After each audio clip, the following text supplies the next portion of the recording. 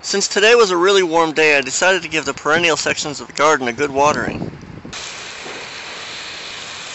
This container of chives was planted in midsummer, a week after the seeds had developed. Perennial seeds are much less vigorous if they're stored in warehouses over winter. Chives were planted in 3 new containers last year. They're in a partially shaded area to keep them from drying out in the summer. The original container that's falling apart, and second-year chives planted in this container.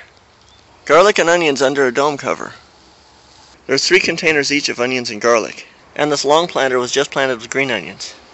I think this was onions and garlic and strawberries and more garlic. A few runners with garlic and some onions. And these will be tomatoes a little later. It's best to start perennials in early fall, right after the summer heat waves. These onion sets were planted a year ago and they're really taking off now. You want to start a couple new perennials every year. Today we're planting asparagus. This is a sprouting cooler I made a year ago to germinate the praxis seeds. Click the cooler to see how it's made. The tomatoes and peppers are getting overcrowded. I'll put out the cold season stuff to make some room. These chives are a good indicator for planting out the cold crops. The garlic chives from Angie can go outside now because the regular chives are doing fine. Just a few extra plants over here. These potato cuttings rooted in water have these air potatoes on them. With perennials and self-seeding plants, you don't have to start over every year like you do with tomatoes. The turnips that sprouted last fall are holding their own.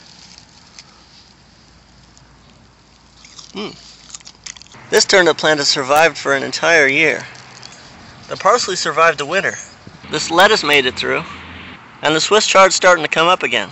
This broccoli still has a green tip. I'm going to wait and see what happens. And this broccoli plant has some green on it as well. This cocoon is on a dill plant, so it's most likely a sphinx moth.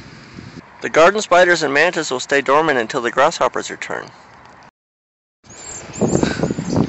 What are you doing, Gilly?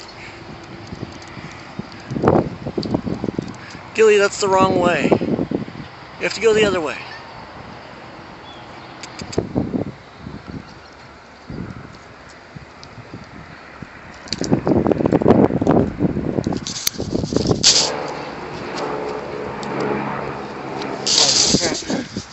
Okay, she's fine.